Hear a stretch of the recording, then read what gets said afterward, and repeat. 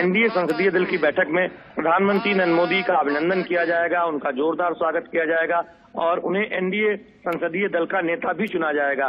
उसके बाद जो अगली प्रक्रिया है, राष्ट्रपति द्रौपदी मुर्मू से मिलकर दावा करने की, सरकार बनाने के लिए दावा करने की, वो भी प्रक्रिया आगे बढ़ाई जाएगी। तो सभी की निगाहें जब अभी थोड़ी देर में प्रधानमंत्री नरेंद्र मोदी इस संविधान सदन के सेंट्रल हॉल में पहुंचेंगे। हम जानते हैं कि सेंट्रल हॉल गवाह रहा है तमाम ऐतिहासिक लम्हों, ऐतिहासिक पलों का। और जब 2014 में पहली बार प्रधानमंत्री नरेंद्र मोदी यहाँ पर संसद भवन परिसर में आए थे, तब हमने देखा था कि उन्होंने शीश नवाकर संसद में एक तरह से अपनी जो संविधान को लेकर, भारत के मंदिर को लेकर जो उनकी श्रद्धा है उसको जताया था। तो वो तस्वीरें भी लोगों के जेहन में याद है। और आज जब प्रधानमंत्री नरेंद्र मोदी अब से थोड़ी देर में पहुंच रहे हैं सेंट्रल हॉल में, यहाँ आप देखेंगे कि उनका जोरदार अभिनंदन किया जाएगा और तमाम एनडीए के जो नवनिर्वाचित सांसद हैं और साथ ही साथ बीजेपी के राज्यसभा सांसद, बीजेपी शासित राज्यों के मुख्यमंत्री, उप मुख्यमंत्री, वो इस बैठक में मौजूद रहेंगे। तो बहुत बड़ा लम्हा देश की आजादी के इतिहास में पहली बार होने जा रहा है जब किसी गठबंधन के नेता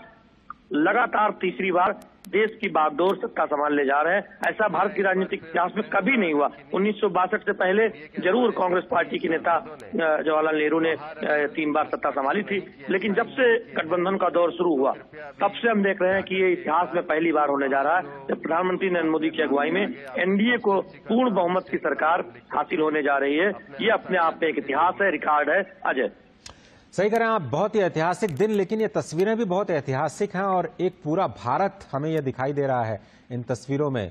उत्तर, दक्षिण, पूर्व, पश्चिम, नॉर्थ ईस्ट, हर जगह से, हर क्षेत्र से, हर वर्ग से जो प्रतिनिधित्व है, यही लोकतंत्र की ताकत है जो देश को एक निश्चित दिशा में आगे ले जाने के लिए जनमानस अपना जनादेश देता है। और आज ये सशक्त तस्वीरें इस वक्त देश और दुनिया के सामने हैं और पूरी दुनिया के सामने है कि किस तरह से तमाम चुनौतियों के बावजूद, 10 साल के लगातार प्रदर्शन के बावजूद, ये तीसरी बार ऐतिहासिक जनादेश एनडीए को मिला है।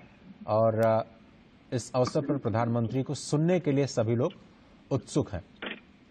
प्रधानमंत्री के अगर देखिए, एक जमाने में हम जानते हैं कि उत्तर भारत की पार्टी बीजेपी को कहा जाता था, लेकिन आप इन तस्वीरों को देखिए, उड़ीसा में किस तरह से बीजेपी को शानदार सफलता हासिल हुई है। सिर्फ एक सीट छोड़कर सारी की सारी सीटें बीजेपी को मिली है। गुजरात तो हम देख रहे हैं कि लंबे समय से बीजेपी के लिए एक मजबूत गढ़ है।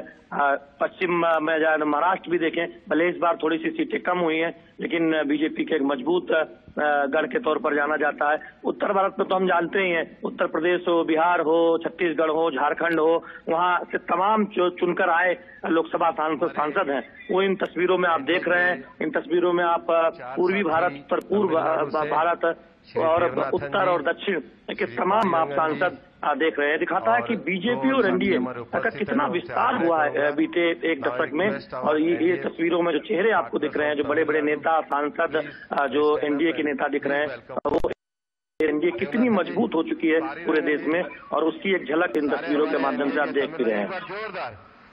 अगर थोड़ा सा प्रेम करना चाहें, वो कौन से मुद्दे हैं, वो कौन सी बातें हैं जो प्रधानमंत्री इस बार रख सकते हैं एनडीए के अपने सहयोगी दलों के सामने, इन सभी सांसदों के सामने?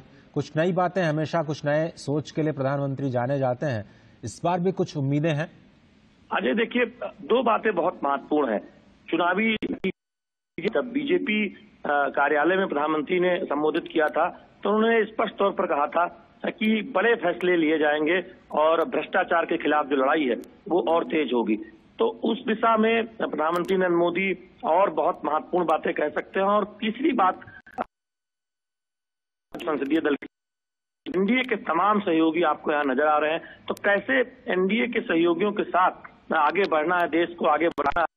प्रस्ताव पारित हुआ था एनडीए की जो प्रधानमंत्री आवास पर नेताओं की बैठक हुई थी, जिसमें कहा गया था कि पिछले 10 वर्षों में वंचित, पीड़ित, शोषित के लिए बहुत उल्लेखनीय काम सरकार ने किया।